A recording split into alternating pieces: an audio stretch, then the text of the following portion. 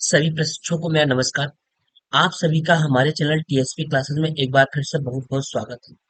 तो दोस्तों, आज हम इस वीडियो में बात करने वाले हैं एक महत्वपूर्ण टॉपिक के बारे में, और वो टॉपिक हमारा डीएलएड अर्थात बीटीसी के बारे में होगा, जो कि अब कुछ ही समय के बाद आप एग्जाम में बैठेंगे। अभी डेट का अनाउंसमेंट नहीं हुआ है, लेकिन संभवतः आपका 7 जुलाई से लेकर के 14 या 15 जुलाई के बीच में, यानी सेकंड सप्ताह में संभवतः एग्जाम होने के पूरे चांस हैं। और हम सोच रहे हैं कि आपको इस पर एक वीडियो बना देते हैं, जिससे कि बहुत सारे बच्चों का ऐसा कमेंट आ रहा है कि सर एग्जाम कब होगा। और बीच बीच में बहुत सारी ऐसे न्यूज वायरल हो जाती हैं जिससे बच्चे परेशान हो जाते हैं। जैसा कि अभी एक न्यूज वायरल चल रहा है कि एग्जाम आपका 2 या 3 से कौन सा चल रहा है, एक वायरल चल रहा है न्यूज कि आपका एग्जाम फर्स्ट वीक में हो रहा है, जबकि वो कॉपी पेस्ट किया गया है 2023 का है। ठीक। तो ऐसा कुछ भी नहीं है। आपके एग्जाम का कोई नोटिफिकेशन नहीं आया हुआ है। तो आप निश्चिंत होकर के अभी पढ़ाई करिए।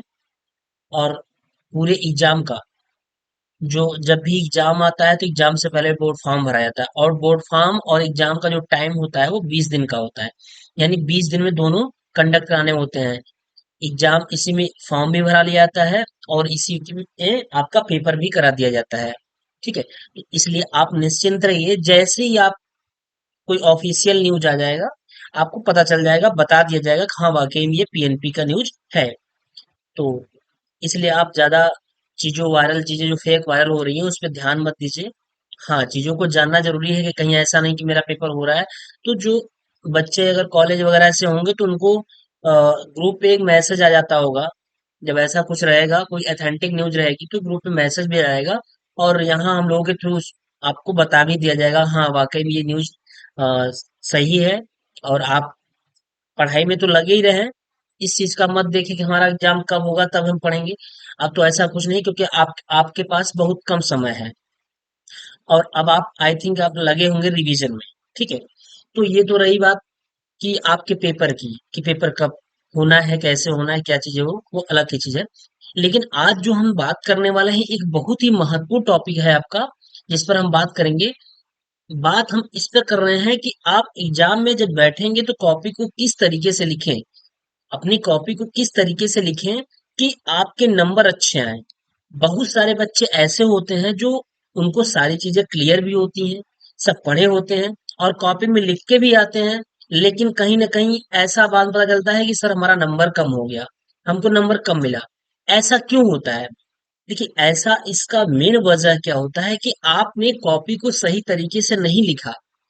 जैसे क्या होता है कि कॉपी लिखने का तरीका में ये आता है कि जैसे आपका वस्तुनिष्ठ प्रश्न है, जैसे अभी आपका ये वस्तुनिष्ठ प्रश्न है, तो अब वस्तुनिष्ठ प्रश्न में जितने वस्तुनिष्ठ प्रश्न रहेंगे, जैसे अगर आपका 25 नंबर का है तो 5 वस्तुनिष्ठ प्रश्न रहेंगे, तो पांचों को आप सीरियल से लिखेंगे। ठीक है, ये चीजें होती हैं।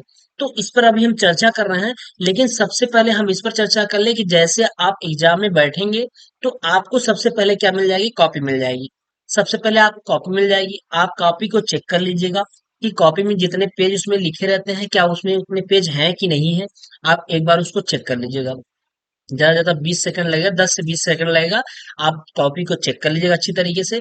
और कॉपी के फ्रंट पेज पे जहां रोल नंबर, सेंटर का नाम, ये सब लिखा होता है वो बिल्कुल क्लियर लिखा होना चाहिए।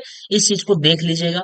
ठीक है, उसके बाद बड़ी सावधानी पूर्वक सबसे मेन टॉपिक ध्यान दीजिएगा कि सबसे जो आपका मेन टॉपिक है, बड़ी सावधानी पूर्वक आप रोल नंबर यानी अनुक्रमांक आपका, और दूसरी चीज परीक्षा केंद्र, यानी परीक्षा केंद्र जहां पर आप परीक्षा देने के लिए गए हैं, वहां का नाम आप सावधानी पूर्वक अच्छी तरीके से लिख लीजिएगा। ये काम सबसे पहले करिएगा कि आप रोल नंबर अच्छे से लिख लीजिएगा, रोल नंबर में मिस्टेक ना हो। अगर रोल नंबर में मिस्टेक हो गया तो आप बहुत अच्छा कॉपी लिखे ही रहेंगे, लेकिन जब आपका रोल नंबर कहीं से एक भी अंक मिस्टेक हो गया तो कोई मतलब नहीं निकलेगा। तो इसलिए रोल नंबर, परीक्षा केंद्र जहां पे आप पेपर देने गए हैं, और जहां एक और भी होता है जहां पे आप अपना प्रशिक्षण कर रहे हैं उसका भी केंद्र लिखना होता है, तो उसमें आप लिख लीजिएगा। ठीक है, अच्छे तरीके से। उसके बाद फिर क्या करिएगा, आप कॉपी खोलेंगे तो कुछ कॉपी आपको इस तरीके से ऐसे मिलेगा, सपोज दैट ऐसे कॉपी मिलेगी। तो आप क्या करिएगा, सबसे पहले आप यहाँ पे एक स्केल्स के द्वारा आप हाशिया खींच लीजिएगा, मतलब बराबर स्पेस देकर के इस तरीके से आप स्केल के माध्यम से डबल ऐसे इस तरीके से लाइन खींच लीजिएगा, पूरी कॉपी में इस तरीके से लाइन खींच लीजिएगा। ठीक है, यहाँ पे हमने खींचा नहीं है, लेकिन मैं आपको बता रहा हूँ कि आप इस तरीके से लाइन खींच लेंगे। खींचने के बाद आप केवल एक तरफ लाइन खींचिएगा। बहुत सारे बच्चे होते हैं दोनों तरफ लाइन खींच देते हैं, इधर भी लाइन खींच देते हैं, लेकिन ऐसा आप मत करिएगा, दोनों तरफ लाइन मत खींचिएगा। केवल आगे की तरफ आप केवल लाइन खींचिएगा। उसके बाद लाइन खींचने से ये होता है कि जो भी चीजें आप लिखेंगे वो एक बराबर पे जाएगा, उसके आगे पीछे, लाइन के आगे नहीं जाएगा, लाइन के पीछे नहीं जाएगा। एक बराबर सामने की तरफ एक बराबर होना चाहिए, और इधर तरफ आगे पीछे हो जाए चलेगा, कोई दिक्कत नहीं है। ठीक है, तो खींचने के बाद सारी कॉपी में, सारी पेज में ये हाशिया खींच रखिएगा आप। खींच कर बिल्कुल फिट हो जाइएगा, यानी आराम से लाइन खींचने के बाद अब उसके बाद क्या करेंगे, पहले पेज पे, क्योंकि आपको इतना पता है कि हमारा जो पेपर होता है, जो आपको ये पहले पता है कि हमारा जो पेपर होता है उसमें पहला जो क्वेश्चन होता है वो हमेशा, अगर 25 नंबर का है तो 5 नंबर का आपका क्या होता है, बहुविकल्पी प्रश्न होता है। ठीक है, ये अ, अगर जो बच्चा डीलर अर्थात बीटीसी फर्स्ट सेमेस्टर में होगा उसको थोड़ा सा अनुभव नहीं होगा, लेकिन जो हमारे प्रशिक्षु थर्ड सेमेस्टर में पहुंच गए हैं उनको ये चीजों का पूरी तरीके से अनुभव है। ठीक, तो वो जानते हैं कि अगर 25 नंबर का प्रश्न पत्र है तो उसमें 5 नंबर यानी क्वेश्चन 5 तक आपका बहुविकल्पी प्रश्न होता है। तो आप बाकायदा ऐसे डाल लीजिएगा कि वस्तुनिष्ठ प्रश्न, वस्तुनिष्ठ अर्थात बहुविकल्पी प्रश्न डाल लीजिएगा। उसके बाद आप डालिएगा प्रश्नोत्तर संख्या 1, उसके बाद आंसर के लिए 2 लाइन छोड़ दीजिएगा। ठीक है, ऐसे छोड़ रहिएगा। उसके बाद प्रश्नोत्तर संख्या 2 डालिएगा, फिर प्रश्नोत्तर संख्या 3 डालिएगा, 2 2 लाइन छोड़ के, फिर प्रश्नोत्तर संख्या 4 डालिएगा, और प्रश्नोत्तर संख्या 5 डालिएगा, अगर ये 25 नंबर का प्रश्न पत्र है तब। ठीक है, पांचों डालने के बाद उसके बाद बीच बीच में जगह छोड़ दीजिएगा। तो इससे क्या होगा कि जब आप बहुविकल्पी प्रश्न लिखेंगे तो उसमें सारा सीक्वेंस रहेगा, प्रश्नोत्तर 1, प्रश्नोत्तर 2, प्रश्नोत्तर 3, प्रश्नोत्तर 4, प्रश्नोत्तर 5, 5 तक वो सीक्वेंस में रहेगा। और ऐसा होना भी चाहिए, जब हम जानते हैं कि हमको 25 नंबर का हमारा प्रश्न पत्र है तो 5 जो होता है, 5 नंबर तक का हमारा बहुविकल्पी होता है, तो हम इसको इस तरीके से लिख करके उसमें जगह छोड़ देंगे। ठीक है, उसके बाद फिर क्या करेंगे, फिर हम यहाँ डाल लेंगे अति लघु उत्तरीय प्रश्न। ठीक, अब अति लघु उत्तरीय प्रश्न डालने के बाद छोड़ दीजिएगा, यहाँ इसके बाद मत लिखिएगा, इसे अति लघु उत्तरीय प्रश्न डाल दीजिए, उसके बाद लिख लीजिए प्रश्नोत्तर संख्या 6। अब यहाँ पे ये मत लिखिएगा कि प्रश्नोत्तर संख्या 7 भी डाल दे, नहीं। क्यों? क्योंकि जो आपका अति लघु उत्तरीय प्रश्न है मेरे प्यारे भाई, वो उसमें जब भी आप खोलेंगे तो देखेंगे कि वहां लिखा रहता है कि अति लघु उत्तरीय प्रश्न जो होते हैं वो लगभग 30 शब्दों में लिखे जाने चाहिए। कितने? 30 शब्दों में लिखे जाने चाहिए अति लघु उत्तरीय प्रश्न। और लघु उत्तरीय जो प्रश्न होता है वो होता है आपका 50 शब्दों में लिखा जाना चाहिए, 50 शब्दों में। ठीक है, अब 50 शब्द का मतलब होता है कि लगभग लगभग क्या, आधा पेज, आधा पेज से कम भी रहेगा चलेगा। ठीक है, ये होता है। अब जो जैसे बात आती, तो आप ये भी कह सकते क्या सर प्रत्येक क्वेश्चन अति लघु उत्तरीय का 30 शब्दों में ही लिखना कंपलसरी है? तो नहीं, ऐसा बिल्कुल नहीं है। अगर जैसे हिंदी ही है, जैसे मैं यहाँ पे हिंदी लिखा हूँ, हिंदी ही है, अब जैसे ये देखिए प्रश्नोत्तर 7 है, इसमें सुधा का अर्थ पूछ लिया, तो क्या भैया आप इसको 30 शब्दों में लिखने का प्रयास करेंगे? नहीं, इसमें सीधा सीधा आपका 1 नंबर का अति लघु उत्तरीय प्रश्न होता है। अब ये पूछा सुधा का अर्थ बताइए, तो सुधा का अर्थ केवल अमृत तो ही लिखेंगे ना, क्या इसको 30 शब्दों में बढ़ा चढ़ा के लिखना है? नहीं, जरूरी नहीं है। यानी कुछ ऐसे सब प्रश्न रहेंगे जो लिखने होंगे तो उसमें 30 शब्दों तक आप लिखिएगा, 30, 35, 25 ऐसे लिख लीजिएगा। जैसे आप बोलिए पंकज का अर्थ, तो पंकज का अर्थ तो केवल कमल होगा ना, तो पंकज का अर्थ हम केवल कमल लिख दिया। ठीक है, बहुत करेंगे एक अंश और लिख देंगे पंकज का जो अर्थ होगा, कमल के बाद कुछ और होगा तो उसको भी लिख देंगे, बस यही इतना करेंगे। तो ये कंपलसरी नहीं है कि प्रत्येक प्रश्न जो हो वो 30 शब्दों में ही लिखे जाने अनिवार्य है, ऐसा जरूरी नहीं है, क्योंकि अति लघु उत्तरीय प्रश्न हमारा 1 नंबर का होता है, जैसा प्रश्न रहेगा वैसा हमारा उत्तर लिखा जाएगा। ठीक है, तो अब हमारे बताने का मतलब यही है कि आप जो प्रश्न रहेंगे प्रश्न को सीक्वेंस में लिखेंगे, बहुविकल्पी प्रश्न 1 से लेके 5 तक लिखेंगे, ऐसे डाल लेंगे। देखिए जैसे इसमें बहुविकल्पी पहला है हो गया, कोई पूछा था अंतस्थ व्यंजन संख्या कितनी है, तो उसमें दिया रहेगा एक, दो, तीन, चार, जो भी दिया रहेगा। तो जैसे अब इसमें एक का प्रश्नोत्तर संख्या एक का स वाला ऑप्शन सही होगा। तो अंतस्थ व्यंजन की संख्या कितनी है? चार है। आप ये हम लिख दिए। अगर हमारे पास समय है या हमारी क्या है कि स्पीड, लिखने की स्पीड तेज रहे, स्पीड के साथ साथ हमारी हैंडराइटिंग अच्छी है, तो हम इसको लिख देंगे अंतस्थ व्यंजन की संख्या चार है। अन्यथा हम इतना नहीं लिखेंगे। इसको आप स्किप भी कर सकते हैं, इसको लिखने की जरूरत भी नहीं है। आप लिखेंगे एक के स का चार, बस इतना लिख देंगे, तो भी आंसर आपका एक नंबर का है, एक नंबर पूरा पूरा मिलेगा। लेकिन हमारी अगर स्पीड तेज है और हमारी हैंडराइटिंग भी अच्छी है, स्पीड के साथ साथ हैंडराइटिंग अच्छी है, तो हम इतना लिख देंगे। तो इससे क्या होगा कि हमारी कॉपी और भी अट्रैक्टिव बनेगी और अच्छी दिखेगी लिखने में, और एग्जामिनर का ध्यान आकर्षित करेगी। ठीक है। फिर प्रश्नोत्तर संख्या ऐसे हुई, स्पर्श व्यंजकों की संख्या कितनी है? तो हम लिख दिया स्पर्श व्यंजकों की संख्या 25 है। ये प्रश्नोत्तर दो का ब सही है। फिर प्रश्नोत्तर तीन में तीन का अ सही है। प्रश्नोत्तर चार में चार का स सही है।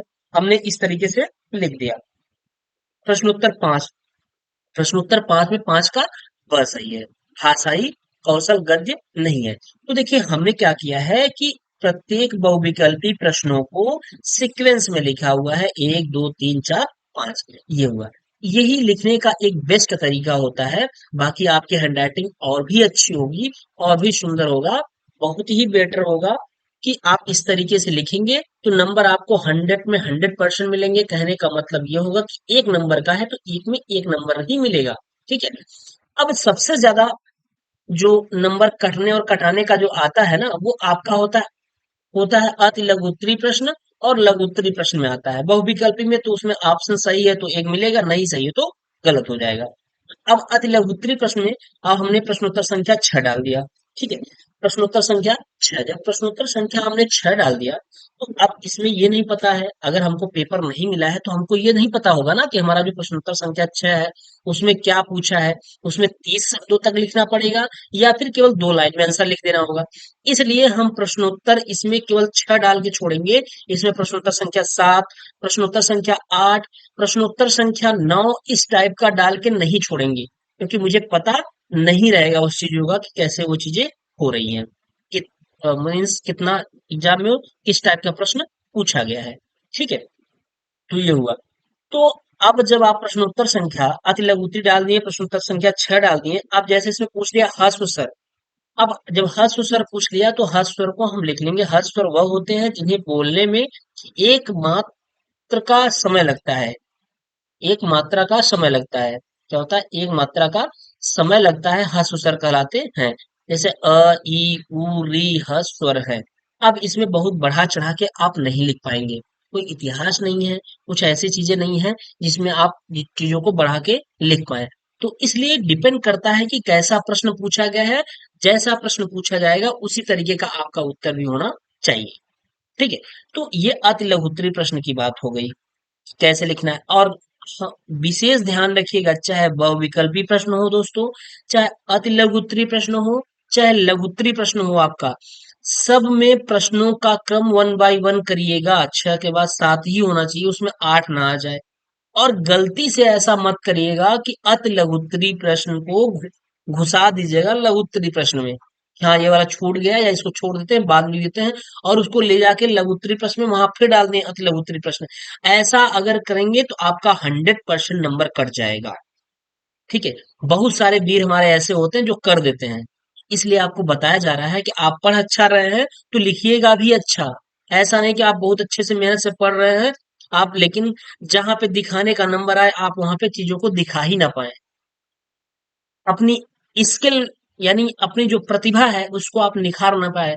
जब अपनी आप प्रतिभा को निखार नहीं पाएंगे, दिखा नहीं पाएंगे, तो क्या होगा, चीजें दिखेंगी नहीं और आपका उसका जो फल होगा वो मिल नहीं पाएगा। मीन्स उसका जो रिजल्ट होगा वो मिल नहीं पाएगा। अगर आपकी हैंडराइटिंग अच्छी है, सुंदर है, तो उसको दिखाने का प्रयास अवश्य करिएगा, अच्छी तरीके से लिखने का प्रयास अवश्य करिएगा मेरे प्यारे भाई। आपको बिल्कुल अच्छे नंबर मिलेंगे। ठीक है। तो अब यहाँ प्रश्न उत्तर 6, 7 और 8 हो गई। जैसे देखिए अब इसमें कारक पूछा है तो कारक में थोड़ा लंबा चौड़ा लिखना पड़ेगा, तो इसलिए हमने इसको इतना लिख दिया है। तो आपका आसानी से अब जैसे अगर इसमें हम काउंट करें कितने शब्द हो रहे हैं, तो देखिए 1 2 3 4 5 6 7 8 9 10 11 12 13 14 15 16 17 18 19 20 21 22 23 24 25 26 27 28 29 30 31 32 देखिए आपका हो गया नहीं। यानी प्रश्न जिस तरीके का रहेगा वो ऑटोमेटिक वहां तक पहुंच जाएगा, 25 से 30 35 तक पहुंच जाएगा। उसमें आपको काउंट करने की जरूरत नहीं है, बस आपसे जो चीजें पूछा गया है उस चीजों को सही तरीके से लिखिएगा। बिल्कुल निश्चिंत होकर लिखिएगा कि ये जरूरी नहीं है कि 30 शब्द ही हो, 35 ना होने पाए या 25 ना होने पाए, ऐसा कुछ भी नहीं है।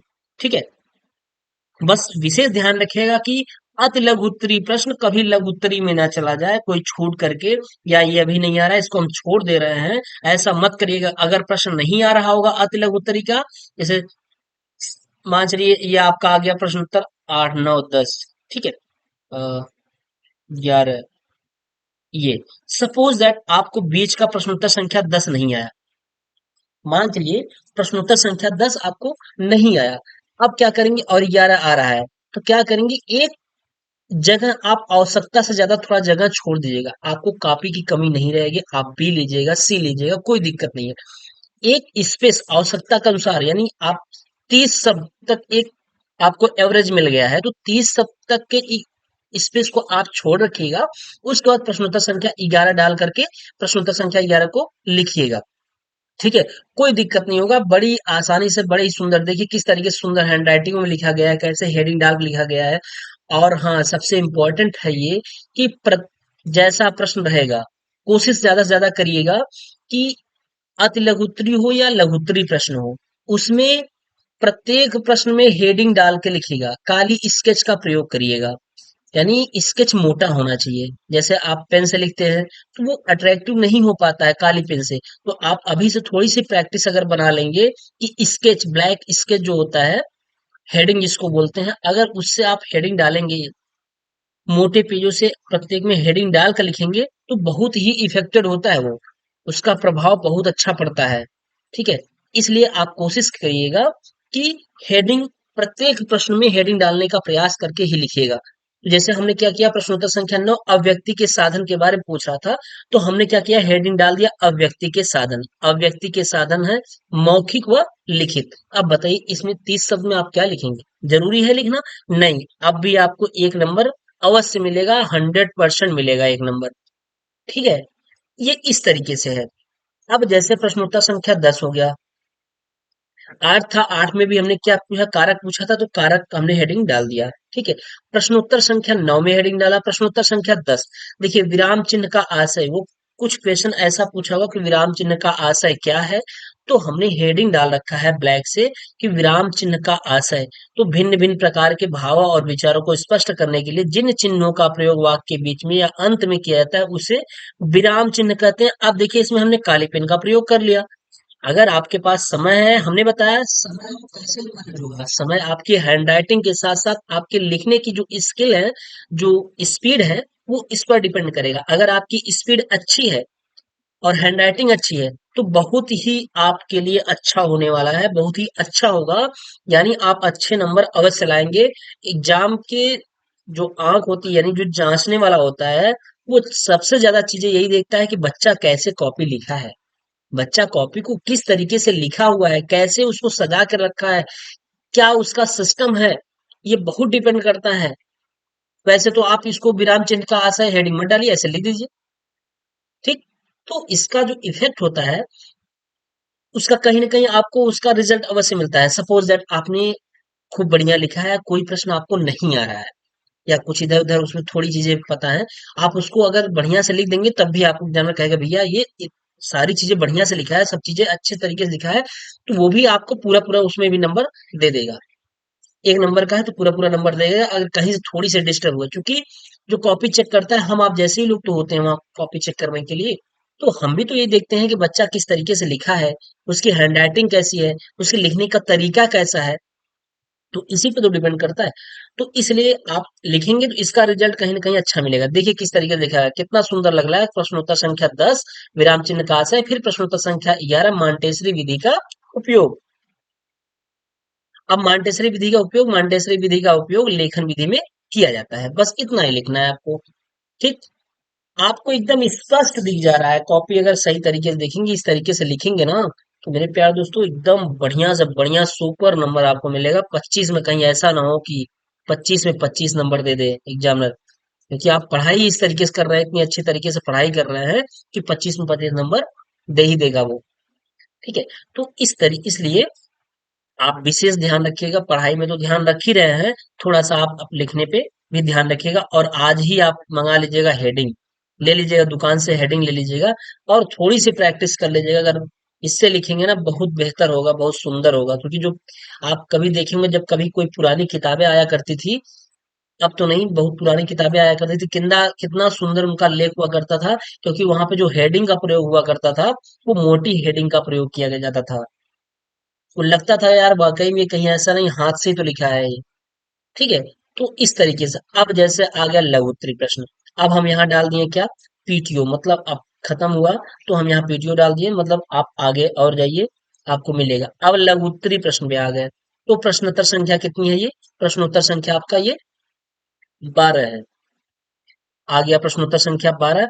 अब आपको ये पता है, हमने बताया है कि जो आपका लघु उत्तरीय प्रश्न होता है दोस्तों, वो 50 शब्दों में लिखना होता है, यानी 50 शब्दों में लिखने होता है। 50 शब्दों का मतलब होता है लगभग लगभग क्या, आधा पेज वो चला ही जाता है, आधा पेज से थोड़ा कम ही रहता है, तो कम ज्यादा वो हो जाता है। तो प्रश्नोत्तर संख्या आप 12 डालेंगे। उसके बाद कैसा प्रश्न पूछ रहा है, बार बार हम बता रहे हैं कि आप हमेशा हेडिंग का प्रयोग करिएगा और मोटे अक्षरों में से लिख लीजिएगा। इससे स्पष्ट रहेगा कि ये बच्चा क्या लिखा हुआ है। तो इसमें सिरारेख पूछा है, सिरारेख के बारे में उदाहरण सहित पूछा होगा, तो उदाहरण भी दे दीजिए, 2-3 उदाहरण दे दीजिए आप, चीजें बिल्कुल क्लियर हो जाएंगी। प्रश्नोत्तर संख्या 13, लेखन शिक्षण के महत्व। क्या दिया, लेखन शिक्षण के महत्व। ये काली पेंसिल लिखने से नजर नहीं लगती है, पता है ना आपको? क्यों? क्योंकि जब मम्मी हुआ करती थी, क्या करते थे, बच्चे के काजल लगाने के बाद उसे टीका लगा दिया करती थी। तो वही सिस्टम यहाँ भी है। आप काली से लिखेंगे ऐसे सुंदर सा, तो बड़ी ही अच्छे नंबर आपके आ जाएंगे। अब लेखन शिक्षण के महत्व, लेखन शिक्षण के महत्व के बारे में आप लिख लेंगे, 4-5 महत्व लिख देंगे, जो कि 50 शब्दों में लिखने होते हैं, वो हो जाएगा। ठीक है, तो इस तरीके से देखिए, लघु उत्तरीय प्रश्न में भी सारे प्रश्न सीक्वेंस से लिखे होने चाहिए।